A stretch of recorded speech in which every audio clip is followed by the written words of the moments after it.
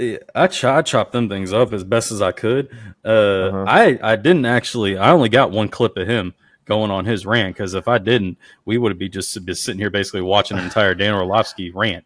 Probably just had to, next time something like that happened, probably just got to fucking skip that person and just use the other ones that actually just knew how use to the follow other the ones. format. I don't know though. Yeah. Like I was sitting there watching the first guy. I think it's Harold, something like that. Oh, he made 0 points for the Steelers. Yeah, it seemed like he was just on there to make jokes and shit. He just was trying to. He made and we'll let y'all see what we're talking about here in a second. Yeah. But I was watching him and I'm like, you made 0 points for the Steelers, dog. All you were talking about was like the game they played against the Texans, and that was it. That's all you said. Are you talking about the preseason game though? Yeah, the preseason game. That's all he said. He was saying the most pressure was on the Steelers and the Steelers quarterbacks for the season, and I'm just like, how? And then all he talked about was just a little bit of the struggles. I remember. And I'm like, you got the clip? Yeah, I got the clip. Let me. You got the clip? Okay, bet. Yeah. This is welcome to No Narratives Podcast, episode 13. It's KaiSteg, RedNationBlogga. We back with another video, man. How you been? What's been going on? 2 weeks since the last video. We did the CJ Stroud.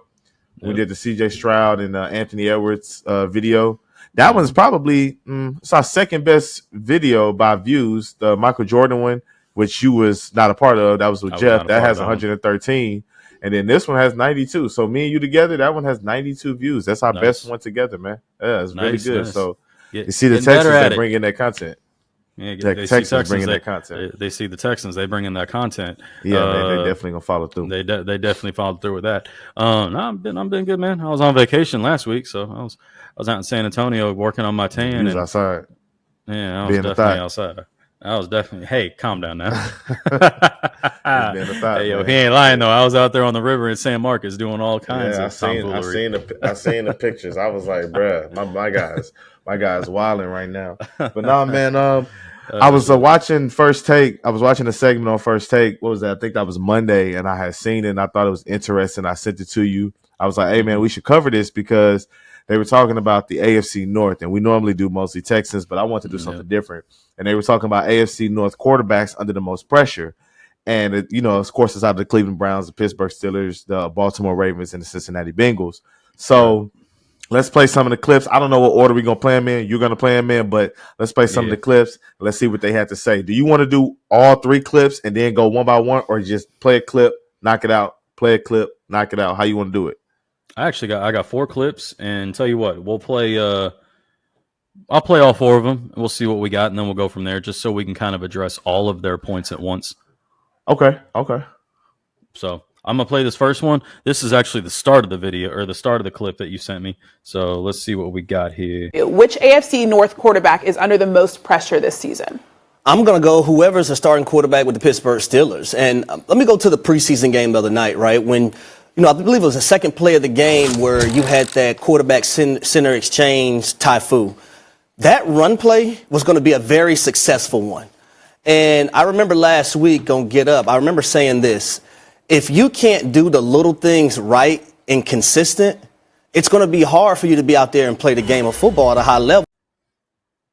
So I think that we should break it down clip by clip after watching that one, because I don't want to forget a clip after we go so far. You know what I mean? I don't want to forget a talking point. So do you want to attack that one? I'm going to attack this one real quick. So I actually cut this one off where I did, because he went on to talk about how they were talking about the fundamentals that the Steelers were having, and the quarterback play that they had from last year going to this year, and how the Steelers quarterbacks would be under the most pressure because of the,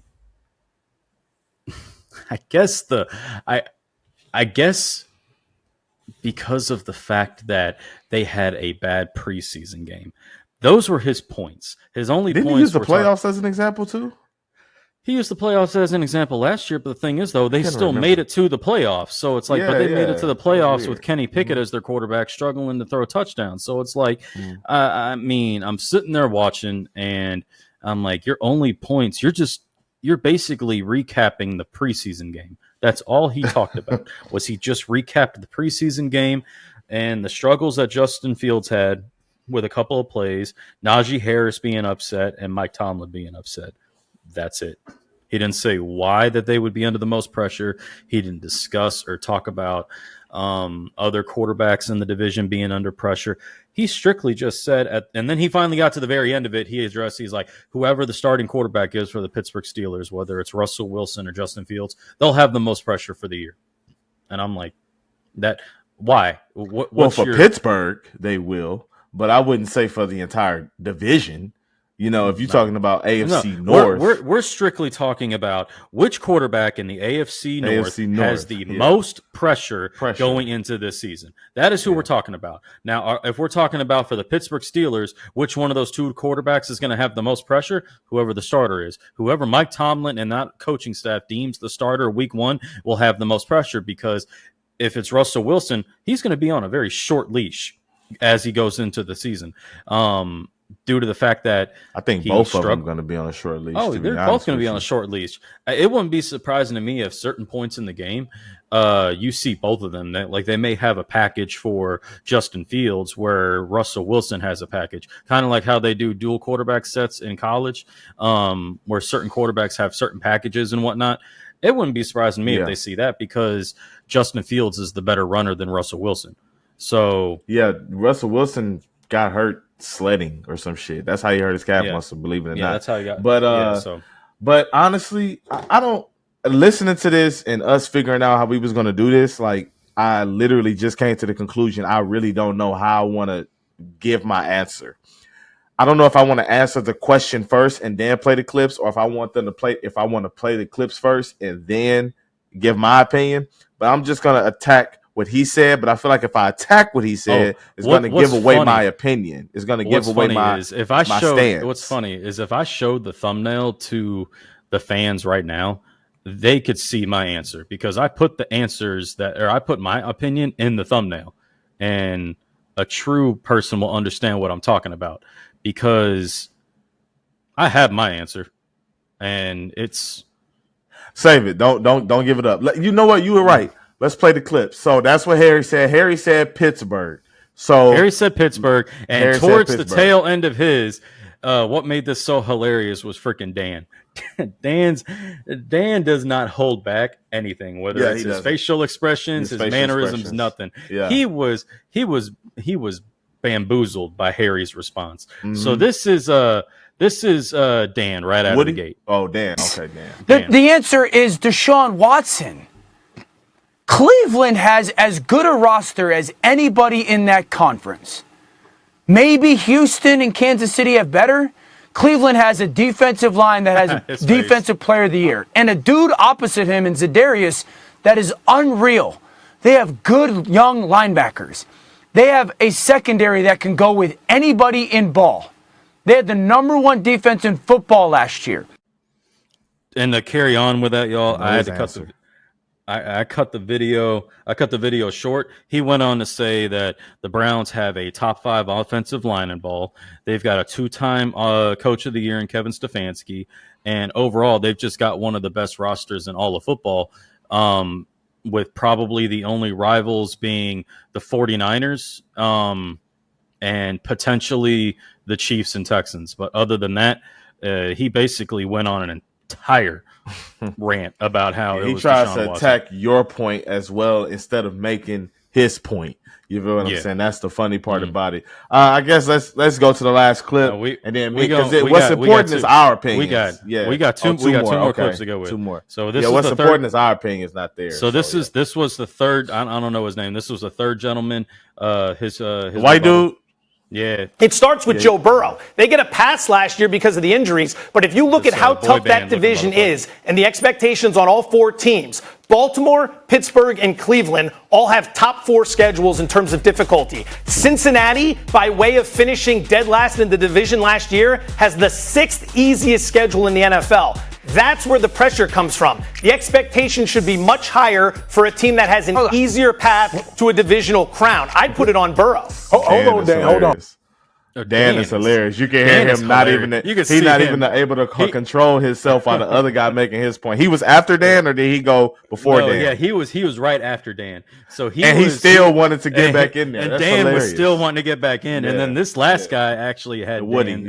Dan. Woody was actually on with Dan. So this is what Woody said. That boy Dan was preaching. That boy Dan was he preaching. Sure as hell was. Because it is Deshaun Watson. Cleveland's roster.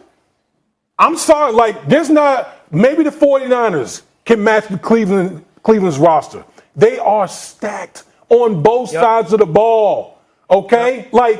All the points that Dan talked about is absolutely a fact. That's hilarious. They're all wrong, by the way. They're all wrong. So none of them said the two-time MVP of the division. So if you go None on, of them. it's funny. If you go on, they did bring up him eventually. They brought him up. And, I watched the I think it was Dan who actually said, "How does Lamar Jackson avoid all of this criticism? This is the first time in his career that he's avoiding this entire topic." And I'm gonna let you go because I want to hear what you got to say. You and I talked a little bit about it. I'm gonna let you go. I'm gonna let you go on your rant. So go ahead and go. Okay. So my order would be Lamar Jackson 1, Deshaun Watson 2, Joe Burrow 3, Justin Fields or Russell Wilson 4.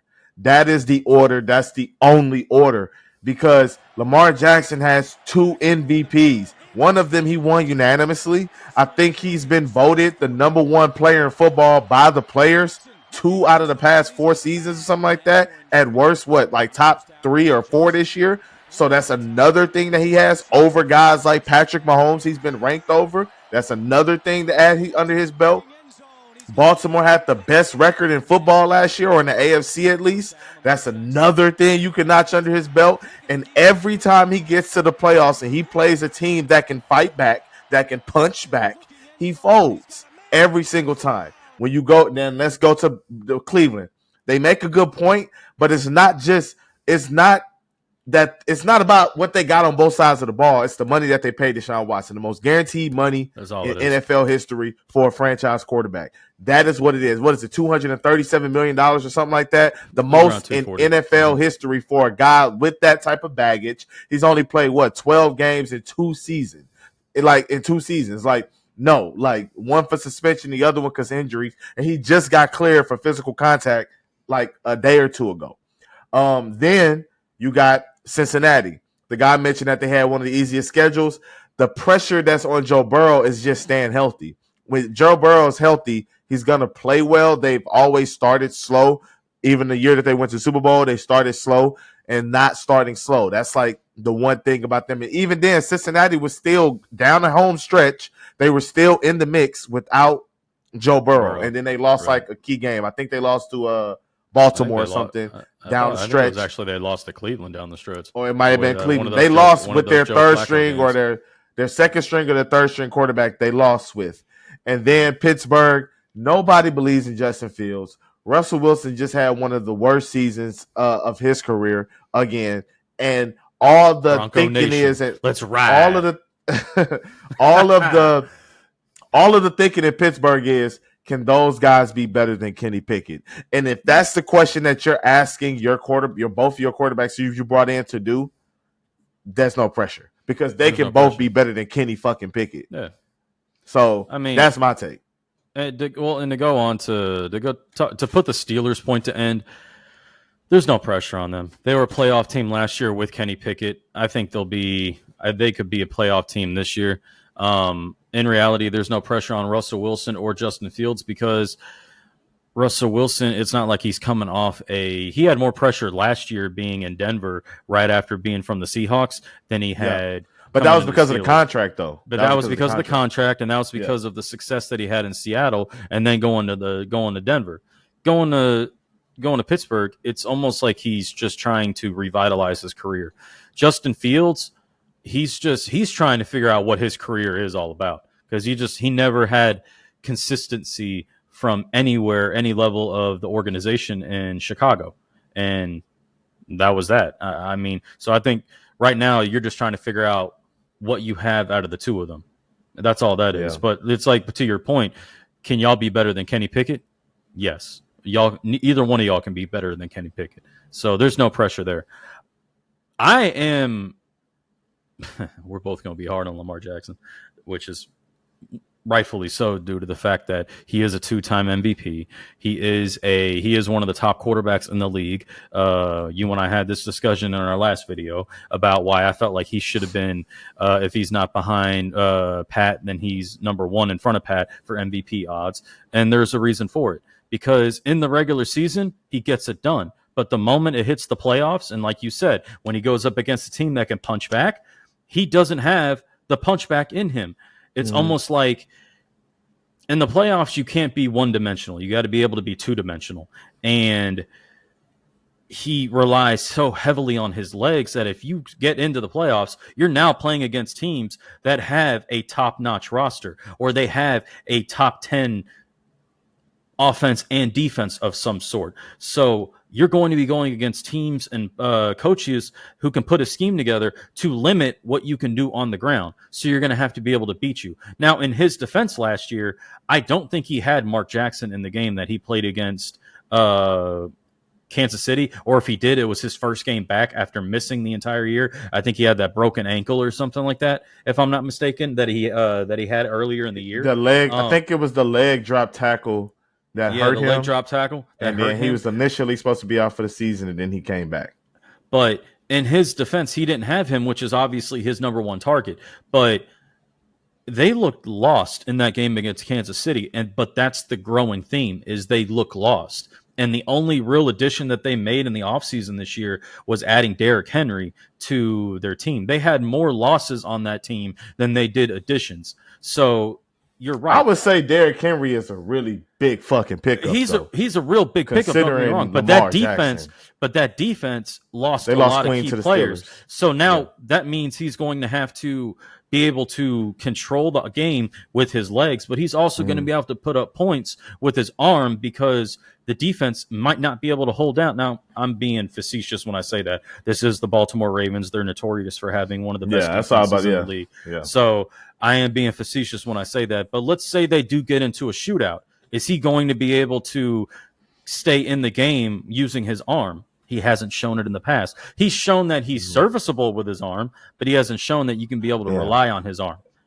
Just the one thing that I would say to even strengthen your case that you're making, it seems like when the Ravens are in control of the game, Lamar has no problems. When the game is in the balance and you need him to make the throw or the first down, or look at the deep, whatever you need him to do from a quarterback's perspective in the pocket, that's when it seems like he struggles. His accuracy isn't there. His timing isn't there. Like, he doesn't make the best decision. He throws into triple coverage like he did in the playoffs. But, like, if they're in control of the game, good fucking luck. Right, and 100%. That's, I think, what the Ravens need to shoot for. Yeah, when they're hitting on all cylinders, it's a wrap. They're one of the most difficult, if not the most difficult team to beat in the playoffs. Or I'm sorry, to beat. Period.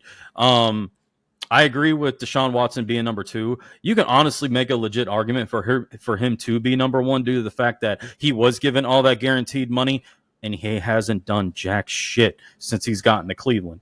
So, but with that being said, that team has so much on it that he doesn't have to be Deshaun Watson from the Houston Texans. He can just be Deshaun Watson and put up 30 to 35,000 yards, 3,500. Yeah, 3,000 to 3,500 yards a season, and throw 25 to 10, have a 25 to 10 touchdown interception rate.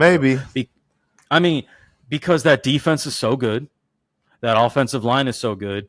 The only question mark you have is the running back situation. Is Nick Chubb going to be able to come back? If not, who are they going to have out there at running back? Other than that,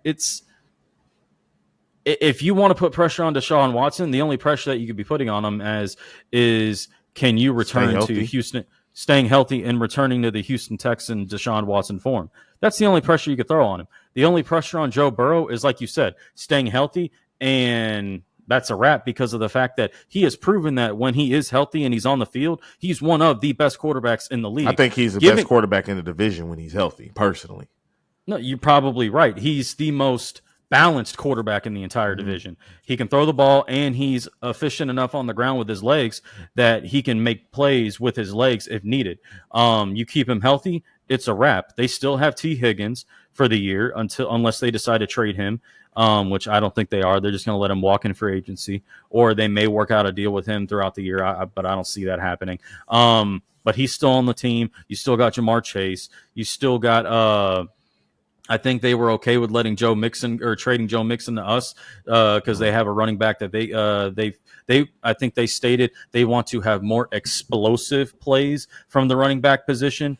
So with Joe Burrow and then handing him the sixth easiest schedule is what they said. Yeah, something because like that. Because of how bad their schedule how bad their record was last year because he got hurt.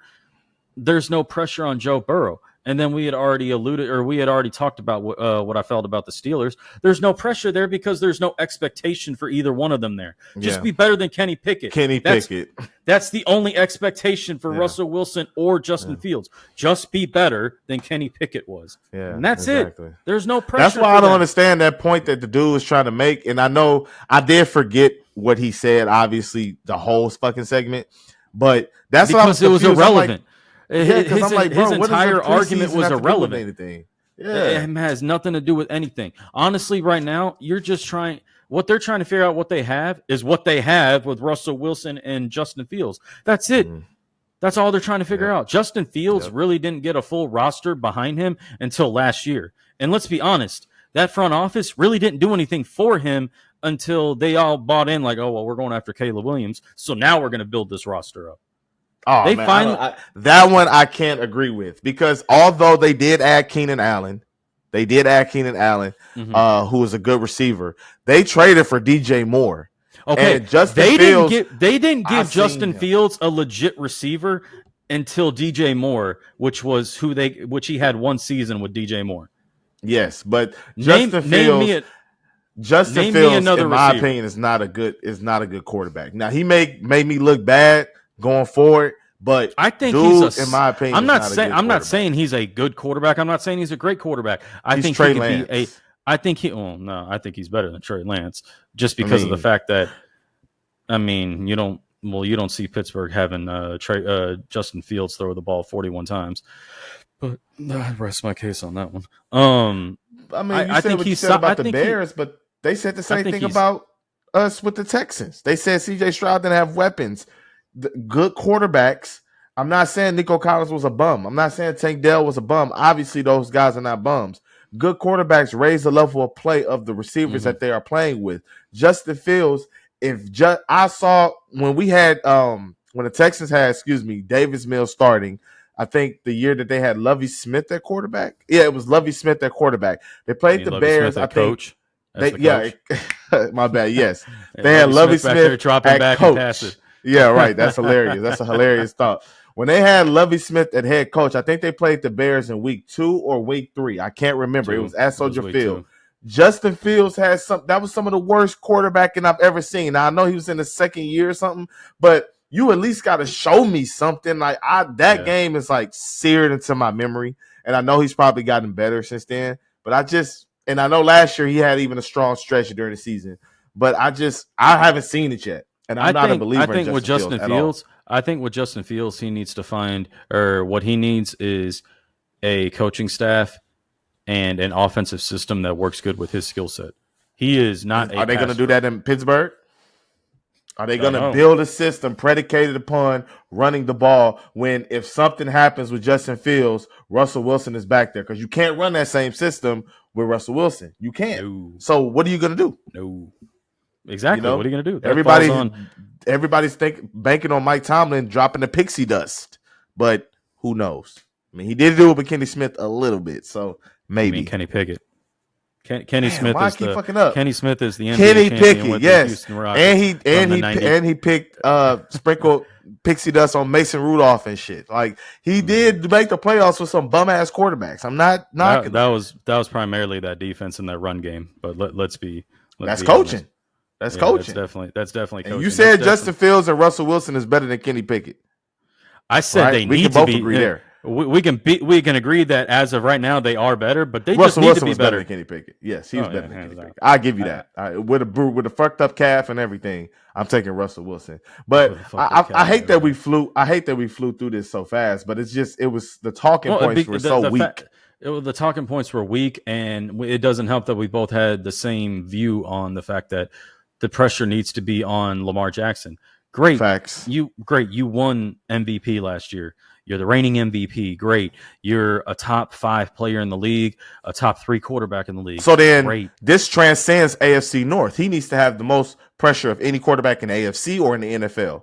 Which one for you? I'm just asking. I'm going to say, I won't say NFL. I'll give him AFC because he has not been to the AFC. Wait, has he been to the AFC Championship? He went to AFC Championship game last season. Did he go last year? Yeah, but he did go last year because 2-time MVP, one AFC Championship game. He's been one AFC Championship game, and I think he's got like a 1-3, or he's got a losing record in the playoffs. 2-4, I think. 2-4 or 2-4. 2-4, yeah. I think he's 2-4. Dak Prescott's numbers look better than Dak Prescott's numbers. I will say this: until he wins an AFC Championship game, he needs to have the most pressure in the AFC. Because I'll give you that. Okay, you're right. Because I was going to say something and then I thought about it. No, you're right. until he makes it to the Super Bowl, nah. I'm sure we can find. I mean, if you want to take it a step further, who's got the most pressure in the NFL to perform this year? If you want to take it a step further. You might not agree with me on this. Dak Prescott. I was actually going to say Jalen Hurts. No, Jalen Hurts to me doesn't really. I think it's Dak Prescott. Dak Prescott, they talking about this guy needs $60 fucking million a year, and he can't beat big teams. He can't beat any. They struggled last year on the road. They couldn't beat any team that could, like I said, with Lamar Jackson, punch back. They couldn't beat any team that could punch back last season. They lost. Miami couldn't beat any. Do you watch First Things First? Probably not, since I'll be asleep at that early. Okay. So no, First Things First comes on like at 2 p.m. But First Things First, Chris Broussard says this thing about the Miami Dolphins are breakdancers. They're tomato cans, meaning they beat up on bad teams, but when they play a good team, they fold. That's who Dallas lost 2 in a row last year. Why should I believe in the Cowboys? Why should I believe in Dak Prescott as their leader? What did they do in the playoffs when they played Green Bay? I'm gonna do something better for you. I'm gonna do something else for you. What have the Dallas Cowboys done in the offseason this year? They haven't done shit. The only reason why I haven't said anything about that is because you can win the offseason all the time, and that shit means nothing. 100%. I mean, that's why I haven't said anything. That's the reason why I've been constantly saying Texans look great on paper. Get on the field and do it. I mean, it's like everyone is like the Houston Texans won the offseason. Great. If it doesn't correlate and translate to next season, in the headlines. If it doesn't correlate and translate onto the field for next season, I don't give a fuck. Right. It don't matter. You can win the offseason by not doing a damn thing and winning next year. Yep. I mean, how many times have the Kansas City Chiefs gone out and made a splash in the last couple of years in the offseason? Not a whole lot. How many times have they been in the Super Bowl? Back-to-back seasons. Exactly. I like the way you think. You think very logical. How many times have they won it? Oh, they're back-to-back champions. A lot of fans just want to win headlines. They don't. I feel like it's not important to win games. And y'all, I don't want to get too off topic, but y'all, this coming from a Texan fan. I mean, I'm being realistic. Don't get me wrong. I love the fact that we went out and did what we did. But if it doesn't correlate to the field and winning games, the fuck does it mean? Fuck does it mean? Nothing. Not a damn thing. Not a damn thing. Jack shit. Yeah, but I mean, I guess for right now, that's all we got. This has been a really fast episode. It went fast. I thought we was gonna go for 45 minutes, but when I looked at the talking points, I'm gonna tell you, I think that they manufactured that debate. I think they manufactured that debate. I don't think those guys believe what they really said. Maybe they did. I think no. The only one who believed it was Dan. The only person who believed it was Dan because he was passionate about that shit. Dan is earning his chucking check. Dan was just like, y'all ain't finna oust me. I'm bringing the fire today.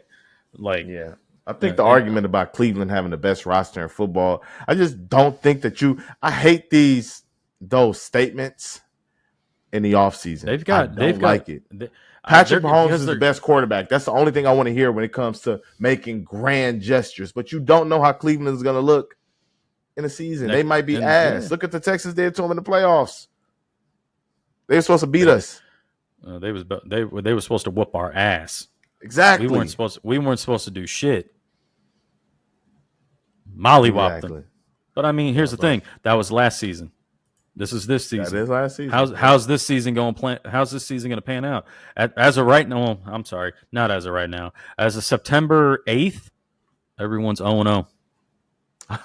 I like that. I like that logic. But I think that's it that we got for the No Narratives episode. No Narratives podcast episode 13. 13 or is it 13? 13 is in the books. 13 is in the books. I think like that. Just like the other one. No, the other way. That? Yeah, like that. Yeah, the other 13? Way. Yeah, that's 13. Yeah. Now let me show you. Do that again. Do that again. The 13. Yeah, and then like sideways, and then put it in the hole right there. Yeah, I ain't doing all that nonsense. Well, all right, man. That's all we got, man. We out. Thank you. Adios.